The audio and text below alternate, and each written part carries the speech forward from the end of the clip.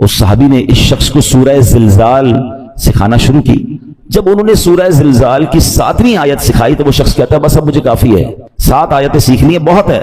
ان صحابی نے بارگاہ رسالت میں عرض کیا کہ حضور انہوں نے صرف 7 ہی آیتیں سیکھی ہیں اور کہتے ہیں مجھے کافی ہے. نبی پاک علیہ الصلوۃ والسلام نے فرمایا اسے چھوڑ دو, اسے فقاہت یعنی دین کی سمجھ مل گئی ہے. یعنی 7 آیتیں سیکھ کر, کیونکہ آیتیں تو قرآن کی ہر آیت میں خزانہ ہے نا, جس نے دل سے سیکھ لیا, سمجھ لیا, میسج آف قرآن لے لیا, تو 7 آیتیں اس کے لیے زندگی بھر کے لیے کافی ہو جاتی ہے. تو قرآن ایسا خزانہ ہے, سبحان اللہ. میرے رب کا کلام ہے قرآن, واہ کیا بات پیارے قرآن کی, مصطفیٰ پر ہوا ہے یہ نازل, اس میں ہر شے کا ہے بیان شامل, سب سے افضل کتاب ہے قرآن, واہ کیا بات پیارے قرآن کی. اے میرے پیارے اسلامی بھائیوں, ایک بڑا ہی کمال کا واقعہ جو میں بات کر رہا ہوں نا کہ قرآن دلوں کی دنیا کیسے بدلتا ہے. اللہ کرے میں اور آپ قرآن سے دوستی کر لینا تو توبہ کرنے کے لیے, سدھرنے کے لیے, اللہ کی طرف رجوع لانے کے لیے قرآن کیا کمال کا کردار ادا کرتا ہے. حضرت ابو ہاشم رحمۃ اللہ تعالی علیہ فرماتے ہیں ایک مرتبہ میں بصرہ جانے کے لیے ایک کشتی میں سوار ہوا. اس کشتی میں ایک مرد بھی تھا, اس کی کنیز بھی تھی. ان کا پلان کچھ اور تھا, برے کام کرنے کا پلان تھا. وہ کہتے جب کشتی آگے بڑھی تو اس مرد نے اپنی کنیز سے کہا ذرا شراب نکالو. شراب لائی گئی. وہ مرد کشتی میں بیٹھ کے شراب پینے لگا. اپنی کنیز کو کہا کچھ گانا سناؤ. وہ کنیز جو ہے وہ گانا گانے لگی. تھوڑی دیر بعد انہوں نے مجھے دیکھا. ابو ہاشم رحمۃ اللہ تعالیٰ کہتے کہ آپ یہ گانا گا رہی ہے, آپ کے پاس اس سے اچھی کوئی چیز ہے؟ وہ اللہ والے تھے. انہوں نے ان کے سامنے قرآن پڑھنا شروع کیا. اب قرآن میں جو ردھم ہے, قرآن میں جو خوبصورتی ہے, قرآن جو دلوں کو امپیکٹ ڈالتا ہے, کیا خوبصورت آیتوں کو انہوں نے انتخاب کیا. انہوں نے قرآن پاک کی سبحان اللہ کون سی سورہ پڑھی؟ سورہ تکویر. یہ ہلا دیتی ہے سورت, اگر سمجھ کے پڑھے نا بندہ کہ جس میں کس طرح قیامت کا رب نے بیان کیا. 30ویں پارے میں یہ سورت ہے. آپ نے تلاوت شروع کر دی, اذا الشمس کورت واذا النجوم انکدرت واذا الجبال سیرت. ترجمہ کیا ہے اس کا؟ جب سورج کو لپیٹ دیا جائے گا اور جب تارے جھڑ پڑیں گے اور جب پہاڑ چلائے جائیں گے.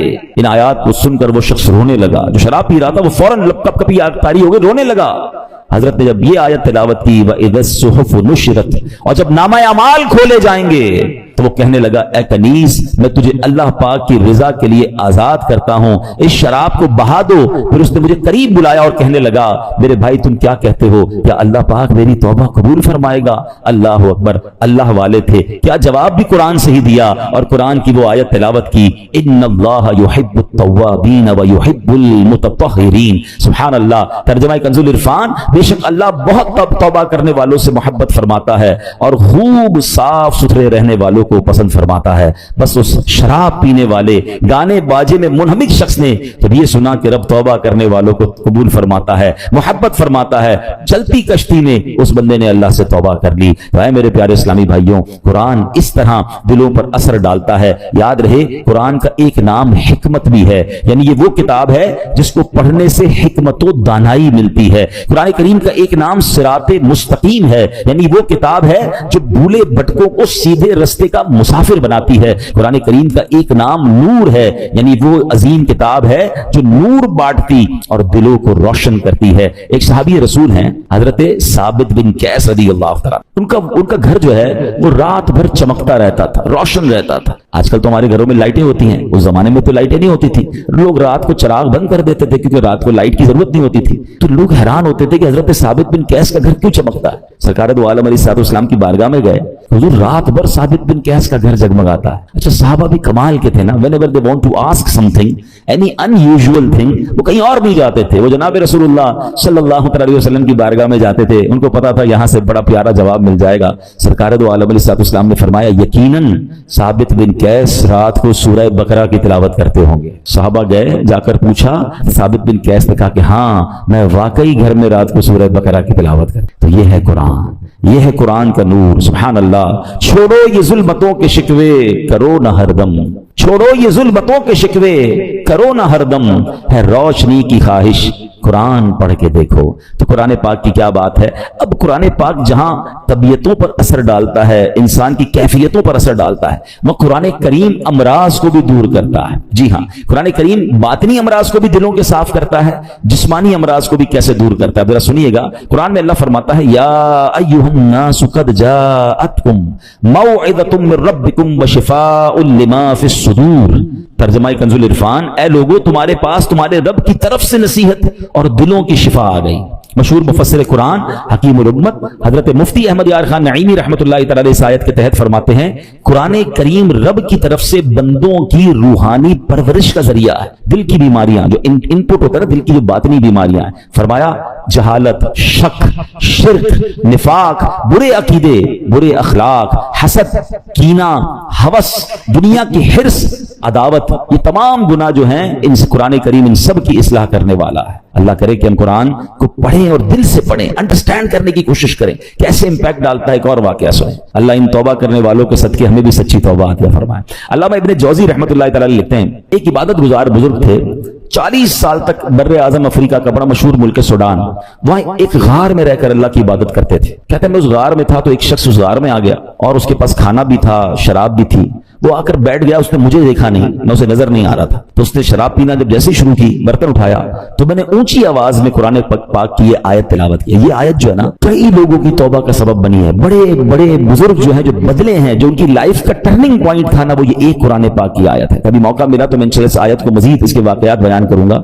حضرت کہتے ہیں کہ میں نے اس شرابی کے سامنے غار میں بیٹھ کے قرآن کی آیت پڑھی. ذرا اس آیت کا ترجمہ بھی سنیے گا. آیت کیا ہے؟ پارہ 27 ہے، سورہ حدید، آیت نمبر 16. اللہ فرماتا ہے الم یأن للذین آمنوا ان تخشع قلوبہم لذکر اللہ. کیا ایمان والوں کے لیے ابھی وہ وقت نہیں آیا کہ ان کے دل اللہ کی یاد اور اس کے حق کے لیے جھک جائیں؟ کیا اب بھی وہ وقت نہیں آیا؟ قرآن نے گویا ہلایا ہے، جھنجھوڑا ہے. اب اس زمانے کے لوگ تو عربی سمجھتے تھے، تو وہ کہتے ہیں جیسے ہی میں نے وہ آیت پڑھی تو نوجوان رک گیا شراب پینے سے، دائیں بائیں دیکھا، اس کو کوئی نظر نہیں آیا. جیسے ہی دوبارہ اس نے برتن شراب کا اٹھایا، میں نے پھر یہ آیت پڑھی الم یأن للذین آمنوا ان تخشع قلوبہم لذکر اللہ. کیا ایمان والوں کے لیے ابھی وہ وقت نہیں آیا کہ ان کے دل اللہ کی یاد اور اس کے حق کے لیے جھک جائیں؟ اب کی بار تو جب قرآن کریم اس نے سنا تو اس کے دل میں یہ باتیں تاثیر کا تیر مطلب بن کر اتر گئی. ہاتھ سے شراب گر گئی اور کہنے لگا بلا واللہ قد آن، کیوں نہیں، خدا کی قسم وہ وقت آ گیا ہے، میرا دل اللہ کی طرف جھک گیا ہے. بس یہ کہتا جا رہا تھا، وہ غار سے نکل گیا. وہ بزرگ کہتے ہیں پیچھے پیچھے چلنے لگا کہ دیکھو اب اس کی توبہ کیا رنگ لاتی ہے. اس کی زبان پر ایک ہی جملہ ہے بلا واللہ قد آن، کیوں نہیں، خدا کی قسم توبہ کا وقت آ گیا ہے. بزرگ کہتے ہیں اسی کیفیت میں جا رہا تھا، آگے بہت بڑا دریا آ گیا، مگر وہ اپنی کیفیت میں تھا، بغیر سوچے سمجھے دریا پر پیر رکھا. مگر میں دیکھ کر حیران ہو گیا کہ وہ دریا کے اوپر سے چلتا ہوا نکل گیا. جو تھوڑی دیر پہلے شراب پی رہا ہے، سچی توبہ کرتا ہے، اللہ اس کو کون سا مرتبہ عطا فرما دیتا ہے. یہ ہے قرآن، یہ ہے قرآن کی تاثیر، یہ ہے قرآن کا امپیکٹ. ہمارا پرابلم یہ ہے کہ ہمارے گھروں میں برسوں سے قرآن ہے، شاید ہر سال قرآن خوانی کرتے ہیں، پورا ہر سال رمضان میں تلاوت کرتے ہیں، بٹ ہم انڈرسٹینڈ نہیں کرتے، اس کو سمجھنے کی کوشش نہیں کرتے، اس کا ایکسنس، اس کے عطر لینے کی کوشش نہیں کرتے. ورنہ واللہ جس دن آپ قرآن سمجھ کر پڑھنے لگ گئے، آنکھوں سے آنسو نہیں رکیں گے. جن کو کچھ قرآن سمجھ آتا ہے نا، جب کبھی امام صاحب تلاوت کر رہے ہیں اور کسی ایسی قرآن پاک کی خوبصورت آیت پر پہنچتے ہیں، سورت پر پہنچتے ہیں، جی نہیں چاہتا امام صاحب رکوع میں جائیں، جی چاہتا یہ اور پڑھتے رہیں، اللہ کی باتیں اور بتاتے رہیں. تو میرے پیارے اسنیبو، یہ ہے قرآن اور یہ ہے قرآن کا خزانہ. اچھا اب میں چاہوں گا کہ انشاءاللہ قرآن پاک ہماری باڈی پر کیا امپیکٹ ڈالتا ہے. کئی لوگ بیمار ہوتے ہیں، ہم میں سے بہت سارے لوگ بیمار ہوں گے. قرآن میں ہمارے جسمانی شفا کیسی ہے، اب ذرا یہ سنیے گا. قرآن پاک میں خود رب فرماتا ہے وَنُنَزِّلُ مِنَ الْقُرْآنِ مَا هُوَ شِفَاءٌ وَرَحْمَةٌ لِّلْمُؤْمِنِينَ. اور ہم قرآن میں وہ چیز اتارتے ہیں جو ایمان والوں کے لیے شفا اور رحمت ہے. اللہ پاک کے آخری نبی علیہ الصلوۃ والسلام فرماتے ہیں خیر الدواء القرآن، یعنی بہترین دوا قرآن کریم ہے. قرآن کی مختلف آیتیں ہیں، مختلف صورتیں ہیں، جس کو پڑھ کر دم کیا جائے اپنے آپ پر یا مریض پر تو اسے کیسے شفا ملتی ہے. اور یہ صحابہ کرام کا طریقہ، خود نبی پاک علیہ الصلوۃ والسلام کا معمول کیا تھا. سنیے پیارے آقا علیہ الصلوۃ والسلام کا یہ معمول کہ صحابہ کرام اور بڑے بڑے اولیاء کرام تقریباً 1450 صدیوں سے امت کے مجربات یعنی تجربہ شدہ کاموں میں ہے کہ قرآنی آیات پڑھ کر دم کیا جائے تو اللہ پاک شفا عطا فرماتا ہے. مسلمانوں کی امی جان بی بی عائشہ صدیقہ رضی اللہ تعالیٰ عنہا فرماتی ہیں کہ نبی پاک علیہ الصلوۃ والسلام کے اہل خانہ میں سے جب کوئی بیمار ہوتا تو آپ علیہ الصلوۃ والسلام معوذات یعنی سورہ فلق اور سورہ ناس پڑھ کر اس پر دم کیا کرتے تھے. تو میں آپ سب کو مشورہ دیتا ہوں روز صبح اپنے گھر سے جب نکلیں یا فجر کی نماز پڑھیں، اول آخر درود پاک، سورہ فلق اور سورہ ناس پڑھ کر اپنے ہاتھ پر دم کریں اور پورے پورے جسم پر پھیر لیں. اپنے بچوں پر اسکول جانے سے پہلے دم کریں, مدرسے میں جانے سے پہلے دم کریں. یہ گویا ان کا ایک حصار ہے. رات کو سوتے وقت یہ عمل کر لیں. یہ خود نبی پاک علیہ الصلوۃ والسلام کا عمل ہے. یہ انشاءاللہ بلاؤں سے, مصیبتوں سے آپ کی حفاظت بھی کرے گا اور یہ بیماریوں کو بھی دور کرے گا. ایک مرتبہ ایک صحابی نے بچھو کاٹنے پر سورہ فاتحہ پڑھ کر دم کیا, اللہ پاک نے اس مریض کو شفا عطا فرما دی. ایک صحابی کے قبیلے میں ایک پاگل شخص تھا جس کو لوگ زنجیروں سے باندھ کر رکھتے تھے. صحابی رسول نے 3 دن صبح و شام 3 مرتبہ سورہ فاتحہ پڑھ کر دم کیا, اللہ پاک نے اسے پاگل پن سے شفا عطا فرمائی. اللہ کے کلام میں کمال ہے. ہم کاش اللہ کے کلام سے محبت کریں اور اس کی برکتیں لوٹیں. ایک بار حضرت عمر فاروق رضی اللہ عنہ کو کیسر روم کے بادشاہ نے خط لکھا, میرے سر میں درد ہے اور دائمی درد ہے, ٹھیک ہی نہیں ہوتا ہے. تو حضرت عمر رضی اللہ تعالیٰ نے اس کو ٹوپی بھیج دی. اچھا کمال یہ تھا, جب وہ ٹوپی پہنتا درد ختم ہو جاتا, جیسے ہی ٹوپی اتارتا درد پھر شروع ہو جاتا. اس بادشاہ نے کہا ہے کیا اس ٹوپی میں؟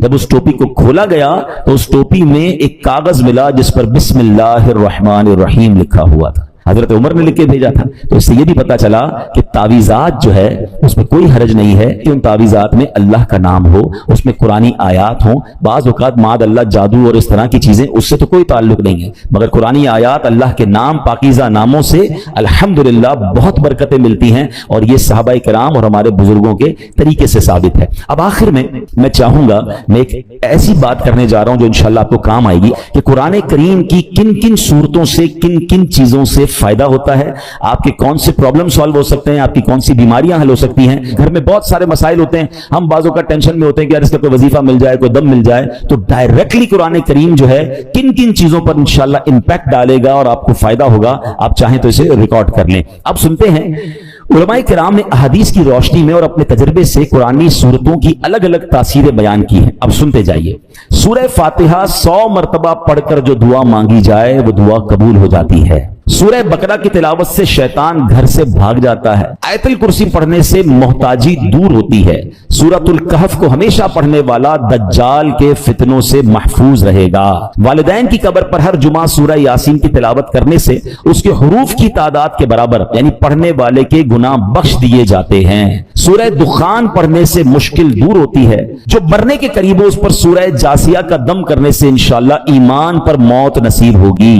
سورہ حجرات کا پڑھنا اور دم کر کے پینا گھر میں خیر و برکت کے لیے مفید ہے. سورہ قاف, کئی لوگ ہوتے ہیں جن کی فصلیں ہوتی ہیں, باغ ہوتے ہیں, تو اس کے بارے فرمایا کہ سورہ کاف پڑھنے سے باغ میں پھلوں کی کثرت ہوتی ہے. سورہ رحمان 11 بار پڑھنے سے تمام مقاصد پورے ہوتے ہیں. سورہ واقعہ جو شخص روزانہ پڑھے گا اسے کبھی فاقہ نہ ہوگا. سورۃ الملک کو ہر رات پڑھنے والا عذاب قبر سے محفوظ رہے گا.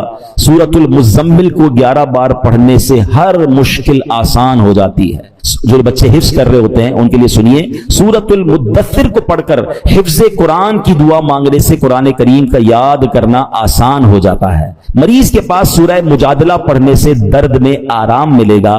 سورہ لیل, مرگی کے دورے پڑتے کچھ لوگوں کو, تو سورہ لیل پڑھ کر مرگی کے مریض کے کان میں دم کرنے سے فائدہ ہوتا ہے. سورہ رحمان لکھ کر پینا پلی یعنی سپلین کے مرض میں مفید ہے. سورہ النازعات پڑھنے کی برکت سے جان نکلنے کی تکلیف نہیں ہوتی ہے. سورۃ ضحیٰ پڑھنے سے بھاگا ہوا آدمی واپس آ جائے گا. سورہ علم نشرح جس مال پر پڑھ کر دم کر دیا جائے اس میں خوب برکت ہوتی ہے.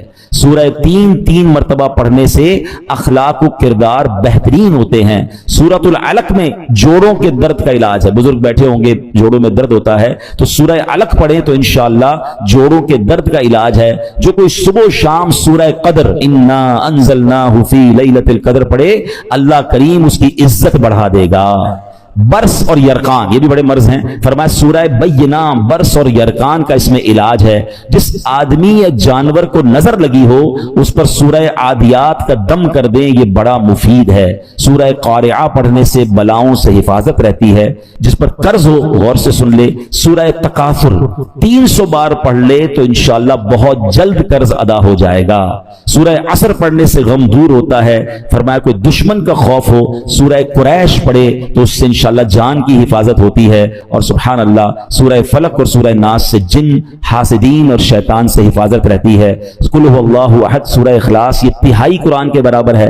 کوئی 3 بار سورہ اخلاص پڑھ لے اسے پورے قرآن پڑھنے کا ثواب ملتا ہے. تو یہ ہے میرے رب کا کلام. قرآن سے محبت کیجئے, قرآن سے علاج کیجئے, قرآن سے دوستی کیجئے, قرآن سے دلوں کی کیفیت کو بدلیے. قرآن کی تلاوت کے ساتھ ساتھ ترجمہ قرآن اور تفسیر قرآن, بہت خوبصورت تفسیر قرآن آپ کو ریکمنڈ کر دیتا ہوں. اس تفسیر قرآن کا نام ہے صراط الجنان. یہ بہت آسان اردو میں موجود ہے. اس کو بھی چاہیں تو dawatIslami.net سے ڈاؤن لوڈ کر لیں یا مکتبۃ المدینہ سے پرچیز کر لیں. انشاءاللہ اس کی برکتیں ملے گی. اللہ پاک ہمیں نیکیاں کمانے کا جذبہ نصیب فرمائے. احادیث میں یہ مضمون ملتا ہے کہ جو جمعہ کے دن سورہ کہف پڑھے, ایک جمعے کو پڑھے, اگلے جمعے تک اس کے لیے نور کر دیا جاتا ہے. اور سبحان اللہ, جمعہ کے دن ہو سکے تو مریض کی عیادت کریں, صدقہ و خیرات کریں, جتنا ہو سکے نیکیاں کریں. ایک بات یاد رکھنی ہے, کوئی عام دن میں گناہ کرے یقیناً غلط ہے, مگر جمعہ کے دن گناہ کرے گا تو جہاں نیکی 70 گنا وہاں اس کا گناہ بھی 70 گنا ہو جاتا. پلیز عام دنوں میں بھی بچنا ہے مگر جمعے کو گناہ نہیں کرنے, اسپیشلی بچنا ہے. جمعے کو کوئی نماز قضا نہیں ہونی چاہیے. میں نہیں کہتا عام دنوں